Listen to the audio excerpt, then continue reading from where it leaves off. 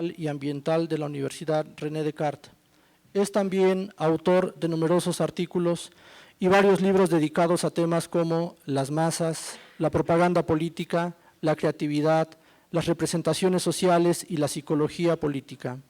La primera vez que estuvo en México fue en 1994 y actualmente la historia nos ha enseñado que desde su primera visita él ha mantenido un pensamiento constante sobre nuestra realidad social y sobre los mexicanos. El Zócalo, por ejemplo, le ha inspirado en su reflexión y le sirve en diversos espacios para ejemplificar la presencia y fuerza de la memoria, la tradición, la religión, el poder político, el poder local y el poder económico en las sociedades. Los temas y preocupaciones que compartimos desde entonces con él han sido un punto de intercambio esencial para él y para nosotros. Por lo tanto, es difícil negar la gran influencia que ha tenido en el desarrollo de nuestra universidad. Y actualmente ya estamos en la 10ª visita del doctor Roquet. Nuevamente le doy la bienvenida, doctor Roquet, y estamos nuevamente a la disposición para trabajar sobre lo que usted nos va a enseñar. Muchas gracias.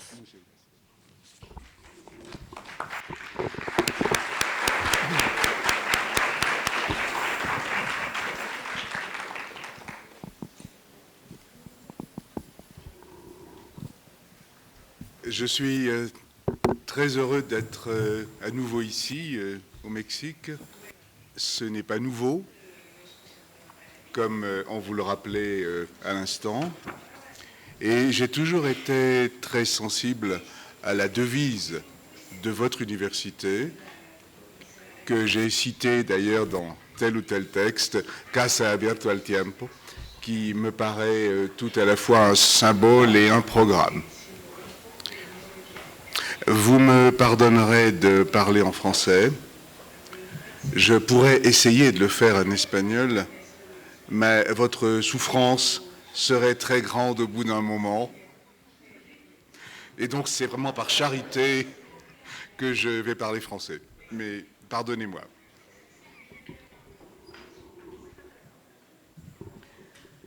Je voudrais vous parler ce soir des rumeurs, des phénomènes de rumeurs. Ce sont des phénomènes auxquels je m'intéresse depuis très longtemps.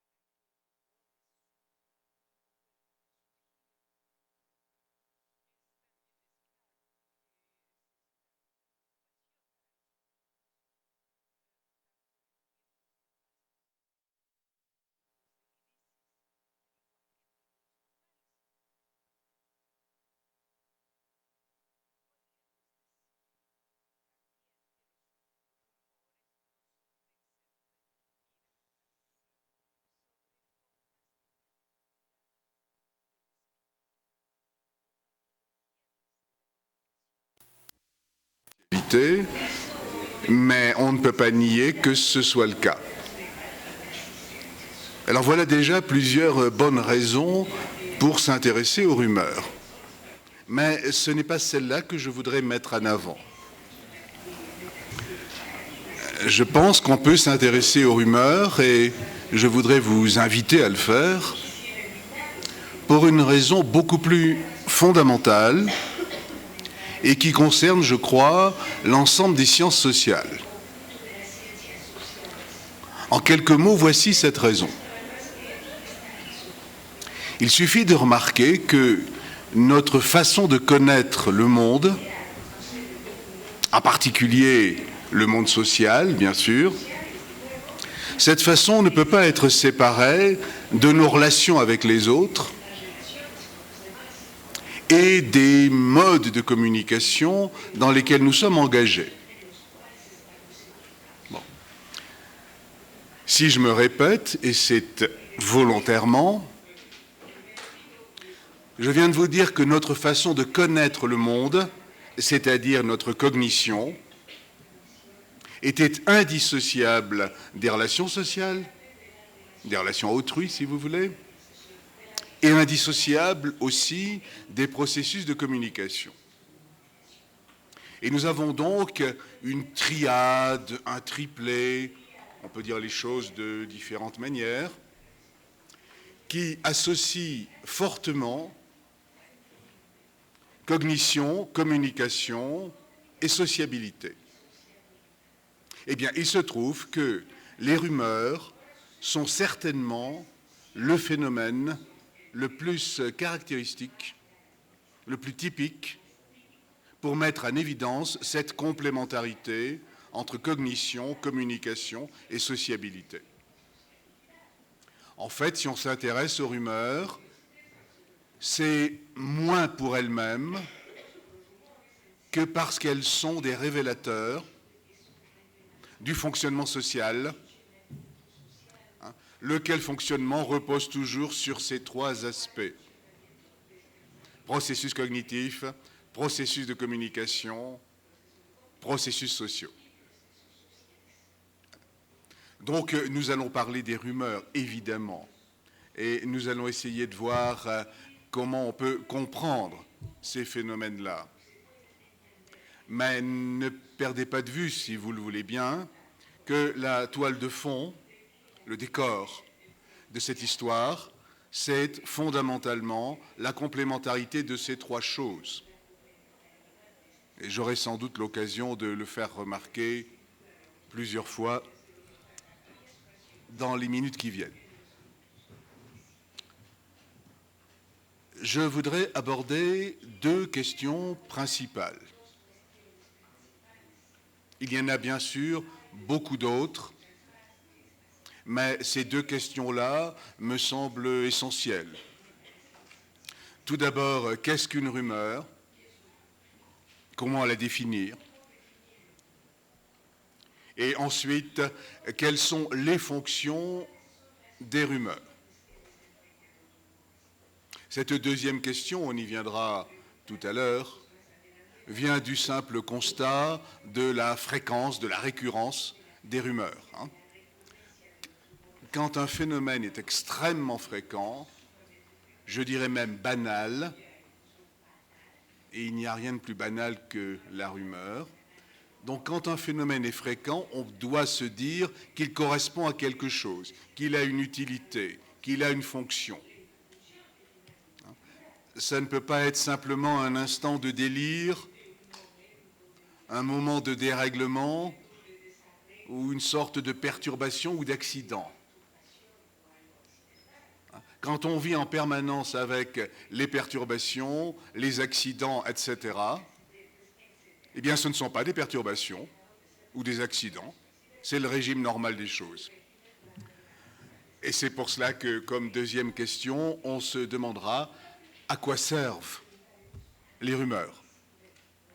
Quelle est leur fonction ou quelles sont leurs fonctions? Bien, commençons par le problème de la définition. Je ne vais pas reprendre les définitions qui ont été données dans l'histoire de l'étude de ces phénomènes-là.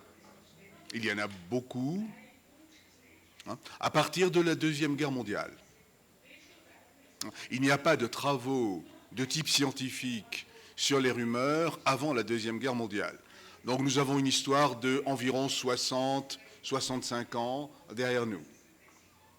Ce qui est à la fois beaucoup, parce que les travaux ont pu s'accumuler, et très peu, parce que les questions sont tellement complexes que 2 générations de chercheurs, une génération c'est 30 ans traditionnellement, 2 générations de chercheurs n'ont pas pu les épuiser. Donc beaucoup de définitions qui ont été données depuis les débuts, voici 60 ou 65 ans, et lorsqu'on les analyse, je ne vais pas entrer dans le détail, je ne suis pas en train de faire un cours, hein. Lorsqu'on les analyse, on arrive à une conclusion. Il n'existe pas de définition simple. Je veux dire monocritériale. Hein. Il n'y a aucune définition qui nous permette de dire, face à un cas particulier, ceci est une rumeur, ceci n'est pas une rumeur. Comme vous le savez, en général, c'est après, une fois que la rumeur est retombée, que la rumeur est calmée, c'est après que l'on sait que c'était une rumeur, ou que ce n'en était pas une. Donc, aucune définition monocritériale des phénomènes de rumeur. Quand vous êtes devant une situation semblable, d'une façon générale, hein, dans le champ scientifique, quand il n'y a pas de définition monocritériale, vous n'avez que 2 solutions. Et il y en a bien une troisième que j'évoquerai, mais elle n'est pas convenable. La première solution, c'est de se dire qu'on n'a pas encore trouvé le bon critère. Il n'y a pas de définition monocritériale, c'est parce qu'on n'a pas su encore trouver le critère suffisant.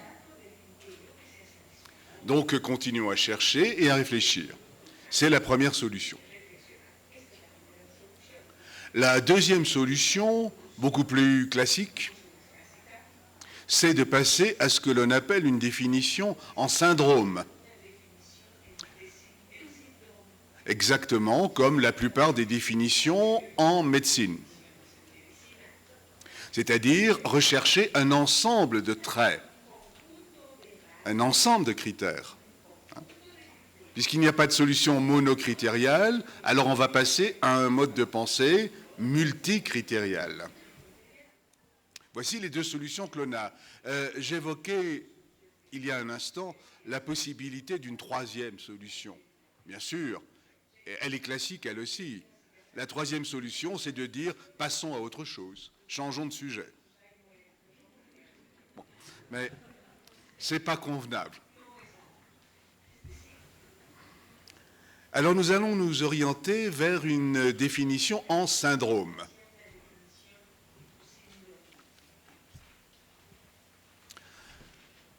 Un syndrome, c'est un ensemble de traits, de caractéristiques. Et une question qui se pose toujours, c'est celle de la cohérence de cet ensemble de traits. Donc une liste de propriétés, si vous voulez, mais une liste de propriétés qui doivent être cohérentes. Il ne s'agit pas d'énumérer des choses sans se soucier de leurs relations internes. Ainsi sont les syndromes. Hein. Les syndromes ne sont pas des listes quelconques. Vous avez de la fièvre, vous avez des rougeurs, vous avez des difficultés à respirer, etc. Ça commence comme le syndrome de la grippe. Donc un ensemble de traits, mais cohérents,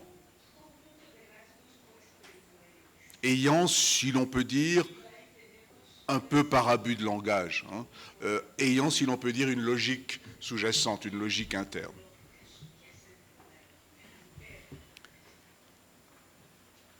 Sur un syndrome, ainsi défini, nous allons avoir une façon particulière de raisonner, qui est le raisonnement en syndrome.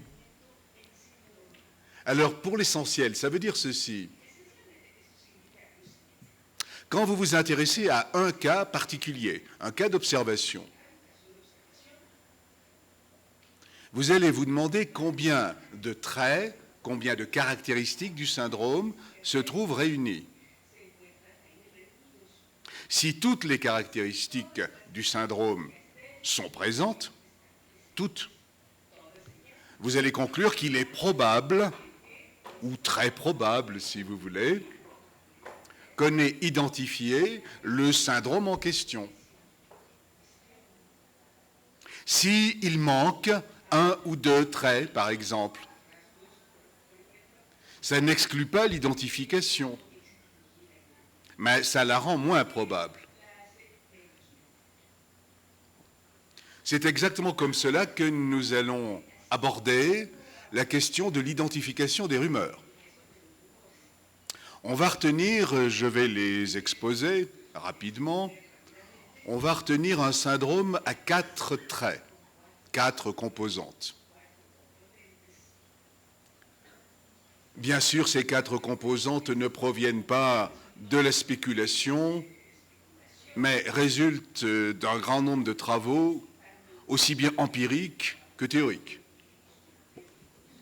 Si nous constatons, dans un cas particulier, la présence de ces 4 traits, nous dirons que c'est probablement une rumeur. S'il n'y a que 3 traits sur les 4, la probabilité diminue. Et ainsi de suite. S'il n'y a qu'un seul trait, ça peut être encore une rumeur. Mais notre certitude est très basse. Voilà ce qu'est le raisonnement en syndrome. Donc, si vous pensiez peut-être qu'on pouvait aujourd'hui disposer d'une définition monocritériale, en tout ou rien, pardon, vous serez déçus. Et il n'y a pas de définition monocritériale, et pour être rigoureux, nous devons raisonner en syndrome.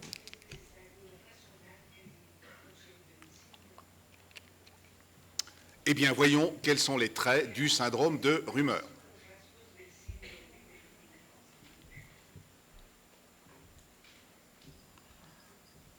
Je précise tout de suite que l'ordre dans lequel je vais vous les présenter n'a pas de signification en lui-même. C'est un ordre d'énumération. Le premier trait n'est pas plus important que le second. Et le second que le troisième, etc. Bon, alors, le premier trait qui participe au syndrome de rumeur, c'est ce que j'ai appelé, il y a longtemps déjà, la négativité. La négativité caractéristique des rumeurs. Alors, qu'est-ce à dire?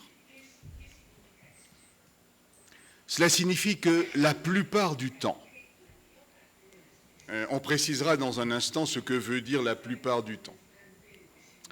La plupart du temps, les rumeurs ont un contenu aversif, repoussant, désagréable, catastrophique. Ajoutez ce que vous voulez à la liste.